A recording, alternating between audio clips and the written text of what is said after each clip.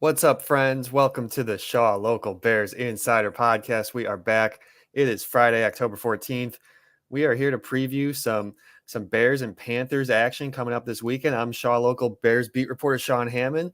Joining me as he does every Monday and Friday is our very own Michael Dwojak. Michael, how you feeling this morning? Good, good. It's a little bit chilly to start the day on a Friday, but I think the forecast is supposed to be good. So I think we're finally into like fall weather where it's not over, it's not like 80, mid 80s or anything like that. It feels like football weather. Yeah, right. As you guys can see, if you're joining us live, I am not at home. I am on the road. I got a family wedding later today, so we're still bringing you the show as always on Monday, Friday, but a little bit different background over here on my end. If you're joining us later on Apple or Spotify, keep an eye on our Twitter pages. We'll let you know when we're going live. We always love to have you guys jump in the chat, and we'll get to your questions later on in the show. Your questions, your thoughts, your comments on the Bears, and obviously we got an interesting matchup this week with the Panthers. Interesting in the fact that the trade, of course, a year and a half ago, and we kind of already know now almost every pick that the Bears got. There's still one more second round pick for next spring, but for the most part, we got the gist of it. The Panthers got Bryce Young, the Bears got Caleb Williams and DJ Moore and Darnell Wright and Tyreek Stevenson and one more pick. I think it's pretty clear how that's turning out. Obviously, Bryce Young was benched a couple of weeks ago. He is not expected to start in this game. He's been sitting behind Andy Dalton, and so we're going to get some Andy Dalton revenge tour action here. He was against his other former team, the Bengals, last week. He's going against the Bears this week. Started 6 games back in 2021, and we don't really have to that awkwardness between Andy Dalton and Justin Fields his rookie year. But, he's brought a little life to the Panthers offense, wouldn't you say, Michael? Yeah, it looks better than it did before, right? Like under Bryce Young, I think you kind of saw that, Andy Dalton's a serviceable quarterback, right? Like he's already thrown for 539 yards and 3 games. He's got 5 touchdowns, 1 interception, 101.4 rating. So listen, it could be worse. Like, Bryce Young didn't look good. And that's obviously why they decided to change things up at quarterback. So I think this matchup changes a little bit, obviously, with Andy Dalton at the helm.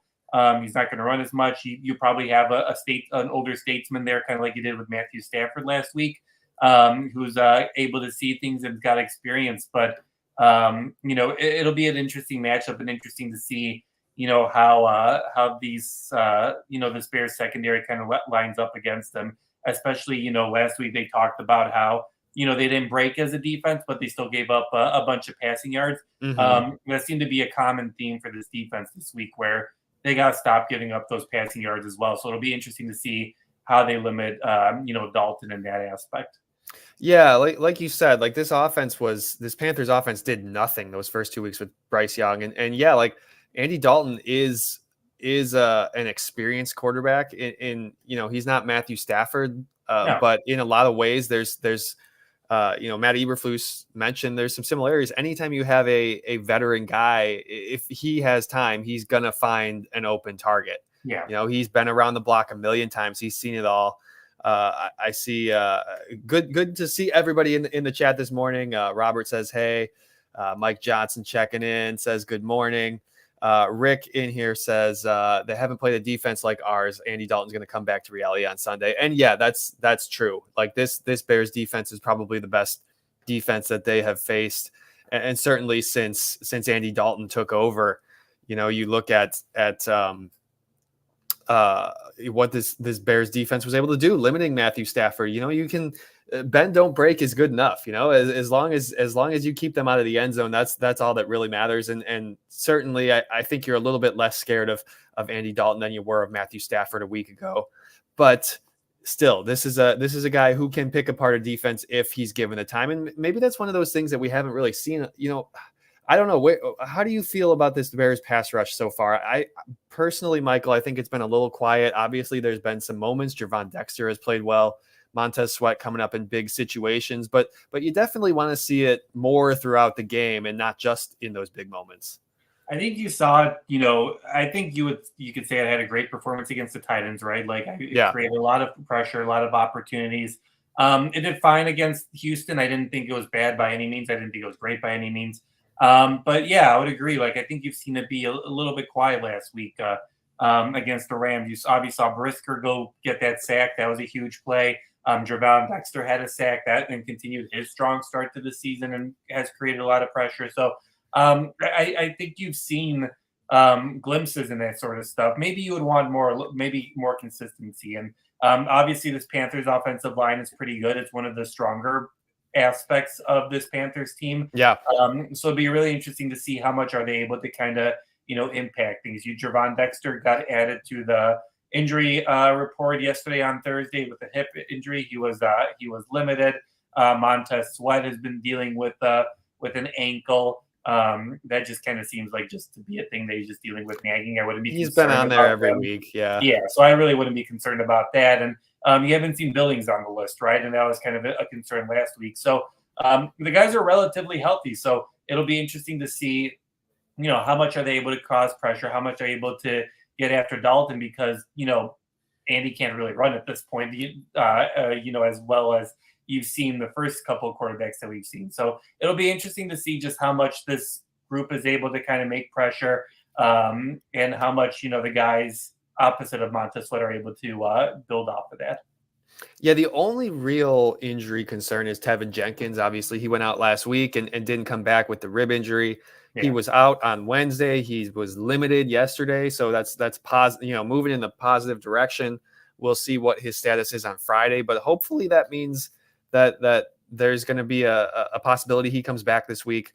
And even if he doesn't, I mean, I think you felt pretty good with what you saw from Matt Pryor and Nate Davis, at least filling in for an injured Tevin Jenkins in that second half last week. And that Panthers defense, that pass rush does not scare you. They traded Brian Burns over the offseason to the Giants, and they don't really have a whole lot left. I mean, their sack rate is pretty bad, and nothing really scares you on that side. And so other than Tevin, there's really no major injury concerns. Like you said, Montez, he's been on the injury report every week and hasn't missed a beat. So I'm not too worried about that.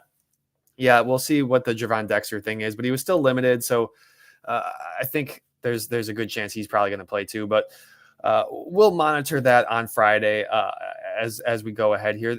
No major injury concerns. That's really, really good news considering that last week we were kind of freaking out about Darnell Wright and a couple other guys, but things are heading in the right direction. Michael, you were out at Hallis Hall yesterday. There was a lot of talk with Shane Waldron and Caleb Williams this week about trying to find those big plays, and maybe certainly he did what he needed to do last week. You could make the argument that he wasn't really throwing the ball downfield, but the checkdowns were a winning combination there. They won the football game, and that's what matters. But what did you hear from Shane Waldron about getting Caleb throwing the ball downfield a little bit more? Well, I think, listening to what Shane Waldron said on Thursday, he basically said, like, Caleb's done a great job of progressing. Like, it was funny, Caleb, I think, said on Wednesday when he met with you guys that was a big knock of him coming out of college, right? Like, that he doesn't look down at the checkdowns. It's not a thing that he's really concerned about. And through 4 games, that's all he pretty much, not all what he pretty much does, but he does look for the checkdowns. He does look for the short passes, and that's pretty much all he's thrown. I mean, he's only completed 6 passes for more than 20 yards. He's completed 2 passes for more than 40 yards. One of them was that Hail Mary pass that just kind of dropped in DJ Moore's lap against the Colts in week 3. So you haven't really seen the connection there, but Shane Waldron said that's not a concern at this point. Like, he's shown progression. He's shown that he's able to do the short passes. He goes down his checkdowns. The next step for this offense is to get the long, big plays involved more. But Shane didn't really seem concerned about that. He knows that Caleb can, complete those long passes. It's about finding that balance for the Bears, it seems like, at this point. Like, obviously you want the big plays, you want the big explosive plays, but you also want the short passes to keep defenses honest, right? So I think that'll really be an impact. And that's something that I'm really excited or interested to see against the Panthers, who, are depleted with injuries. They've got a bunch of guys out and didn't really have a top tier defense to begin with. So I'm really interested to see how much that kind of plays a role in this matchup and how much Caleb can really take that next step. Because I think here with the Panthers and the Jaguars in a couple weeks in London, these are a couple games where I think the offense kind of needs to take its next step and kind of reach the level where, yeah, the short passes are great. You're getting first downs. That's really important. But at the same time, you got to get your playmakers involved. That's DJ, that's Keenan, obviously, and Roma Dunze. And even Cole Kmet, down up the middle. You got to get those guys involved more and kind of become more of a threat down the field as opposed to just short passes. Robert in the comments says, at the start of the season, the main concern was Caleb playing hero ball. It's a bonus that he's taking checkdowns. Right, long balls will come. Yeah, I think that's a good way of looking at it because, yeah, and maybe maybe last week's game was a direct result or directly impacted by the fact that he'd thrown 2 picks in each of the last couple of games prior to that. Right. And so, yeah, like that's okay. You want your rookie quarterback to do that when the opportunity is there. And certainly it's different when you're playing from ahead.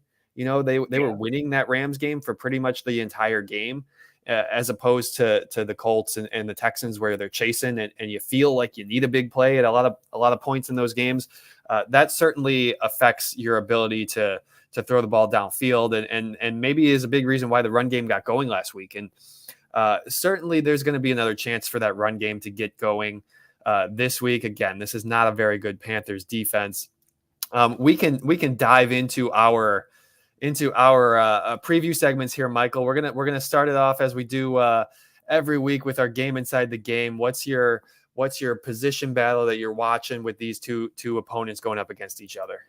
I'm interested to see how this secondary does against Andy Dalton. Right, I think you've seen Jalen Johnson say a bunch. I think we marked him 3 points at 3 times at this point since their win over the Rams, and each time he talked about how this is a great defense, but like they can't let up the passing yards that they've been giving up, and it's been a lot so far. Like it's very big for this defense that they don't give up too many points, like they don't give up too many touchdowns. They make key stops when they need to, but they still are giving up a good amount of passing yards through each of it. I think for the last 3 games, I don't think the Titans were able to do too much in their regard. But so I'm watching this matchup. Jalen Johnson played with Andy Dalton. He talked about, when he was talking about what his favorite memory was, he was like talking about a couple of those picks during practice. So I think this defense is coming out motivated. I feel like they think they have something to prove. Maybe they think they have something to prove against a former teammate. Particularly for Jalen Johnson. I know not everyone in the secondary played with Andy. It's crazy how the turnover on this team. Not so many guys are still around from 2021.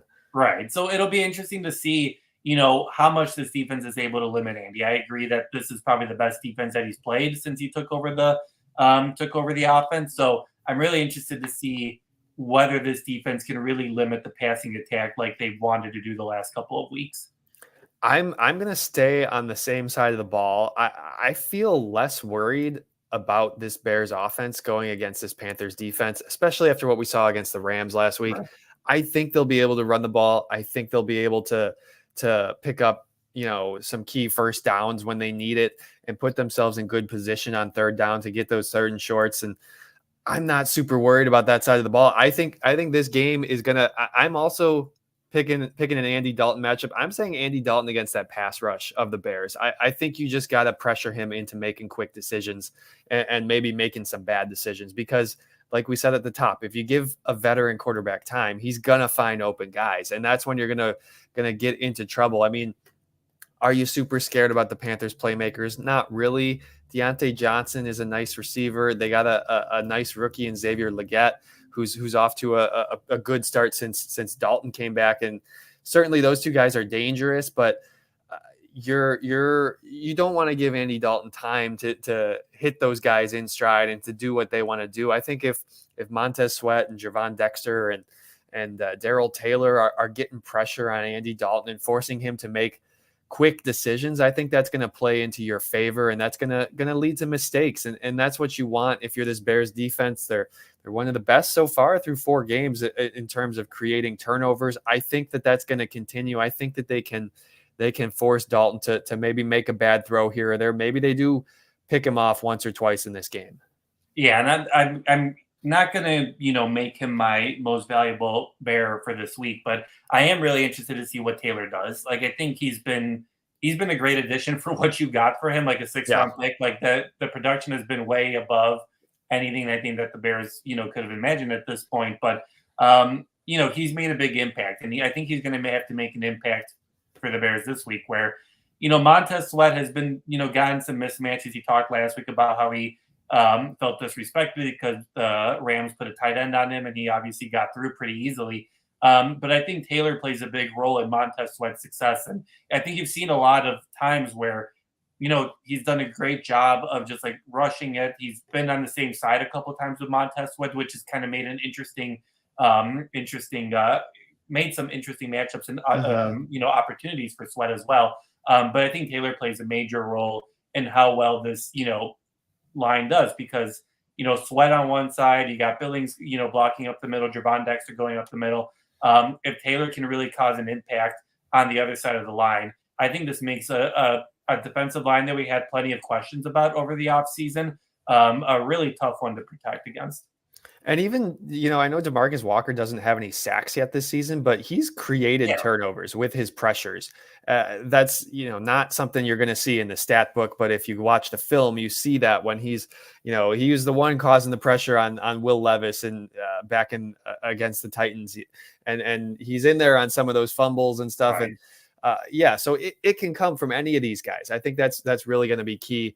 You mentioned the most valuable bear. That's where we're going next, Michael. Just an update from last week. I got to pick first, and I went Rome Odunze, and that was a big mistake. He didn't do much of anything last week. So, Michael, you had first DJ win. Moore. You got the victory. I'm still in the lead 3-1 here, but I'm feeling less of a cushion there. So I'm not feeling good this week, especially with you getting to pick first this week. Who is your most valuable bear heading into the Bears-Panthers matchup? Well, I don't think either one of us have chosen him yet this week, but I'm jumping on. I'm taking Caleb. I'm expecting a big game out of Caleb in the offense. This defense, it isn't great and is depleted at this point. I think you saw some progress, not only in the Rams game, but in that second half where the Bears put together like 2 really strong drives. Obviously, you would have wanted them to prolong a couple of those later drives so the defense and Torrey Taylor didn't have to make stops toward the end of the game. But I think you're seeing some things offensively. And I know there's been a lot made of, Caleb Williams and DJ Moore. Do they not like each other? I think that's overblown. It just feels like fodder at this point. Like it feels just like something that people want to talk about. I think that they're just going to build their relationship. I think it's going to grow. And I think Caleb takes a big step this week. I think you're going to see some explosive plays. I think you're going to see checkdowns. I think you're going to see a really well-rounded game from him, and probably, I don't know if he'll pass for 360 like he did against the Colts, because I think that they won't need to play comeback ball, right? I think they're going to play complementary football, but I do expect him to have a big game, probably pass around 250. Hopefully the running attack is doing pretty well against a defense that hasn't defended the rush too well either. So I'm expecting a big game out of Caleb, and I think this is the best game we'll see out of the offense as a whole. I like it. Robert Phillips is also picking Caleb as his MVB, his most valuable bear. Rick in the chat says he's going with Keenan Allen for a breakout game. All right. I like that. Keenan was back last week, obviously, but a little bit of a quiet performance. I agree that I think this game plan is going to be quite similar to what we saw in that Rams game. I think especially if they can get a lead early, they're going to lean on that run game. I don't think they necessarily have to ask Caleb to do too much. He doesn't have to be pushing the ball downfield a ton. Just take what the defense gives you. I like your pick of Caleb there, and I'm going to go back to the well. I think have I picked DeAndre Swift? I know you picked DeAndre Swift maybe a couple of times early in the season. I don't think you did. I don't think I did. And certainly last week I was scared away from that after the first couple of performances.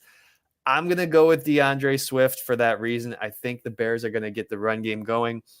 I feel nervous about picking him after the big game. About it. You know, you don't seem great about it. I'm not loving it, but you know what? I think the recipe for success is going to be similar to last week, and so that's why I'm going to do it. I think he's going to get a bunch of touches, both as a runner and as in the pass game, and I think that's going to be a good thing for the Bears, especially if they get a lead early. I'm going with DeAndre Swift. I'm afraid he's going to burn me, but you know what? Hey, I haven't picked him yet this year, so I'll give him a shot. I'll give him a shot right here. Watch this be the game where they start using Herbert more, and you see less DeAndre Swift. I don't foresee that happening, obviously, but I think that's a good pick, and I am curious to know. Do you think that this offense that we saw against the Rams is that kind of what this team will be at this point this year? Just obviously, what kind of style they're going to be running? I feel like we've had a couple identity changes already, which is kind of crazy through 4 games for an offense, but it seemed like Sunday's offense against the Rams is something that worked well for this team. And obviously, other than maybe a few more explosive plays and a couple shots down the field, it seems like this is an offense that can work for this team and until Caleb continues to develop into the quarterback I think they want him to be toward the end of the season. Yeah, I mean, I think that's exactly what Matt Eberflus wants from his offense when they have a rookie quarterback. You just don't want to make the big mistakes. You don't want to turn the ball over. And Caleb did a really nice job protecting the football last week. And that defense is going to give you a chance to win no matter who the opponent is. You just need your offense to not put that defense in bad positions. And so, yeah, I do think that that's kind of what they're going to try to do.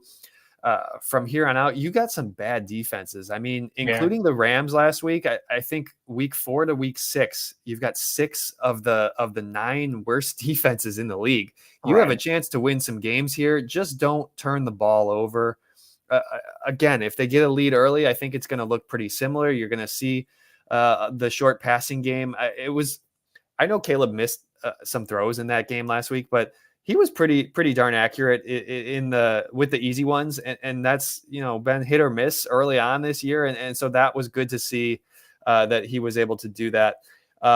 Mike's picking the whole D line for most valuable Bear. I agree with Robert. That's cheating. You got to pick one, Mike. Let's see. Who else we got here? I had another one. CJ likes Cole Kmet as his most valuable Bear. Thanks for joining in, guys. I think that's a good pick too. I could see Cole getting a touchdown. Our next segment here, surprise prediction. Michael, what's your surprise prediction for this game? Something that maybe we're not expecting. I kind of hinted at this, but I think Khalil Herbert gets on the field as a running back. Okay. I think we see some runs from him. I think it's interesting because I feel like this coaching staff has kind of shown that it likes to not overcorrect. Maybe it's just correcting is the right word, but I feel like they've kind of like to keep with what they're doing. And so it kind of goes, I think Swift and Roschon Johnson did a pretty good job last week, but I think they might want to get Herbert involved too. And just to either whether it's trade bait, whether it's just you have a third talented running back in there, I think you're going to get him involved a little bit more. I'm not saying that he's going to lead the team in rushing attacks. I'm not saying that he's going to, lead the team in much, but I do think that he'll get a couple cracks in there. He might even get a touchdown. He might even get a 2 yards to the goal line, that sort of thing. So I think Khalil Herbert will have more of an impact in this game than he has in the first four games. So he's not going to be your leader, but I do think that they're going to use him more than they have in the past. Robert in the chat agrees with you. Rick says no sacks by our O-line. That would be a surprise. That would be a surprise. CJ says 6 sacks for the defense. So yeah, he's feeling good about where the defense feeling good about this game. I feel like everyone is feeling it this weekend. Here's my surprise prediction, and maybe it's not a huge surprise. I don't know if this is cheating because this guy's played really well. I'm going with an Andrew Billings sack. I think Andrew Billings is finally going to get to the quarterback and bring him down. You don't think of him as a pass rusher because he's that big space eater, but he's been really, really good in the pass rush. He's been the advanced metrics think he's been the Bears' best pass rusher, at least in terms of a couple of those metrics in terms of pressure and time to get to the quarterback. I know he's he's got an advantage being inside. You're a little bit closer than those edge rushers, but he's been really involved. Obviously the knee injury last week was a little bit of a concern heading into that one, but he hasn't been a concern this week injury wise. So I think he's going to be ready to go. I think he gets his first sack of the season. Maybe knocks the football loose, a strip sack or something. I don't know. Just throwing it out there into the world. We'll see if that comes to fruition. I don't know if that's a huge surprise, because like I said, he's been playing well. Okay, prediction time. Who you got winning this game? Well, I feel like this is Bears are in the middle of an important 3-game stretch here. If you're going to be a playoff team, you need to win these games. You needed to beat the Rams. I think you needed to beat the Colts, but I think heading into the season, I think I flip-flopped. I think I had them beating the Colts and losing to the Rams. So you ended up at 2-2 regardless. So now is the point where I think you need to head into that bye at 4-2. You need to beat the Panthers. You need to beat the Jaguars, because that Commanders matchup gets tougher now. Obviously, Jayden Daniels looks good as a rookie quarterback. You got the Cardinals after that. That's a tough matchup as well. And then you head into the division. So for as much as these aren't must-win games, they're pretty close to must-win games if you're going to be a playoff team, because that schedule doesn't get easier. And I think you need to build confidence as an offense and as a team. So I have the Bears winning 28-17. I think you have a big Bears win. I feel like we're at a point where, it feels weird to say that this team can win by a big margin since we haven't seen it yet. And the Panthers have looked better under Andy Dalton, but I think the Panthers haven't played against a defense like the Bears, and I think the offense is finally clicking in a way that we want it to. So I think the Bears pick up a big win at home, go to London. I think they need to win a game there, and I think things are looking good heading into that bye week in a couple weeks. But for Sunday, I think I'll have the Bears winning by 11. All right. I like it. Yes. Guys in the chat are very, very optimistic about this as well. Optimistic about Mike Johnson says 33-9. Rick says 31-13. People are feeling good about this matchup. Yeah. I agree. I'm picking the Bears to win this game. I do think that the Panthers are going to score some points, though. I don't know if I see the Bears holding them to single digits. I'm taking the Bears 27-20. I was really debating back and forth between, do I see the Panthers scoring 2 touchdowns on this team? It's hard to find that type of success that the Bears did against the Rams in the red zone. If teams are getting to the red zone, it's hard to stop them down there. I know they've had a lot of success in that area. I think the Panthers do get a couple of touchdowns, but I still think that the Bears win this football game 27-20. I think they win by a touchdown. I think the offense looks pretty good against another bad defense. And you're right. Like, this is a stretch where they have to pick up wins. You got to beat the teams you're supposed to. If you think you're a playoff team, you got to win this football game. Yeah, I would definitely agree. Like, you just need to build confidence at some point, right? Like, it can't just be like, well, we've got these players, we've got hope. At some point, you got to win the games. And I think this is an important stretch for them to do it, because, that schedule gets hard in the second half after that bye week. That you're supposed to make hay at this portion of the schedule going in with a 4-2 record. I think a lot of people would be happy with, especially if you're seeing progress from Caleb. But you got to pick up the wins, and you have a great opportunity to do it at home on Saturday. All right, we got to wrap it up. I know we're a little early, but I got some family stuff to get to the rest of the day, and Michael's got to keep an eye on the injury report and stuff. So thank you all for joining us. If you're with us live on YouTube, do us a favor, hit the thumbs up. That is a great way to support the show. If you're listening later on Spotify or Apple, leave us a review. That's another great way to support the show. And as always, head over to shawlocal.com. You can read all of our work. Michael's got some stuff up there from yesterday at Hallis Hall. Please consider subscribing. That is the best way to support our work and to support Shaw Local. He's Michael Dwojak. You can find him on Twitter at mdwojak94. I'm Sean _Hammond on Twitter. Keep an eye on our Twitter pages. We'll let you know when we're going live. We are trying to do Monday and Friday every week. We'll next week might be a little weird with London, but we'll talk about that when we get there. Thank you for joining us, everybody. Enjoy Bears Panthers this weekend and have a great weekend.